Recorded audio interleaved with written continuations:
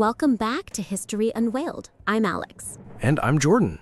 Today, we're diving into the complexities of British politics during the Suez Crisis of 1956 and the shifting dynamics within the Labour Party regarding support for Israel.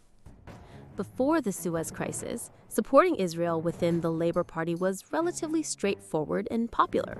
But everything changed as tensions escalated. In the summer of 1956, Prime Minister Anthony Eden shifted his stance towards Egyptian President Gamal Abdel Nasser. What prompted this dramatic change?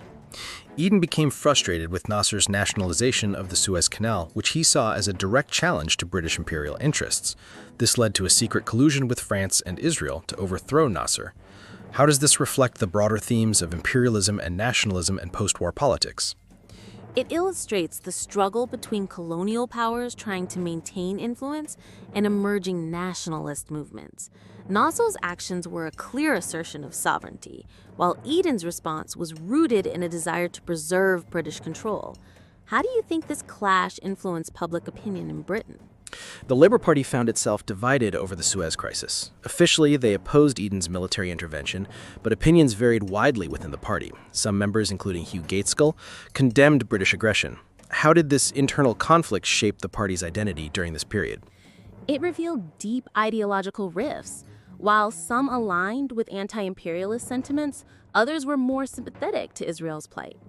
Gaitskell's stance of speaking for England highlights how leaders sought to navigate these turbulent waters. What role do you think party leadership plays in shaping public policy during crises?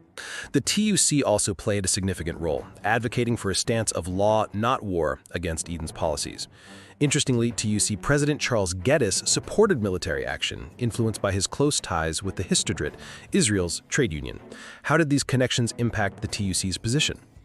Geddes' relationship with the Histadrut indicates how international labor movements can influence domestic politics. The TUC split reflects the complexities of labor solidarity in the face of geopolitical issues. How can historical alliances like these inform our understanding of contemporary labor movements? Amidst this turmoil, Israeli diplomats, particularly Golda Meir, worked hard to sway Labour's opinion. They framed Palestinian guerrilla activity as a threat to British interests, hoping to garner support for military action against Nasser. How effective do you think this strategy was? It was a calculated move to align Israel's security concerns with British imperial interests. By portraying Palestinian resistance as a threat, they sought to shift Labour's perspective. How does this tactic of framing issues resonate in today's political discourse? The Jewish labor movement, or Poil Zion, also played a crucial role by emphasizing the shared socialist values between Labour and Israel. They argued that Labour could be a stronger ally for Israel than the conservatives. How did this sentiment evolve over time?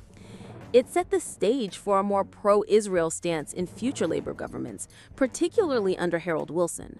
This highlights how grassroots movements can influence policy. What does this say about the importance of community organizing and advocacy in shaping political outcomes? Today, we've explored the intricate interplay between British politics, the Labour Party, and Israeli interests during the Suez Crisis. The divisions within Labour and the strategic efforts by Israeli politicians reveal much about the complexities of international relations. What can we learn from these historical dynamics to inform our contemporary political discussions? It's essential to recognize that history is often a series of negotiations and realignments. As we reflect on these events, how can we ensure that diverse perspectives are included in our conversations about Israel and Palestine today? Thank you for joining us. We hope this episode has shed light on the complexities of the Suez Crisis and its impact on British-Israeli relations.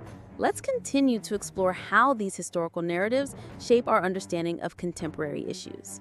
See you next time on History Unveiled. We're back with more stories that shape our world.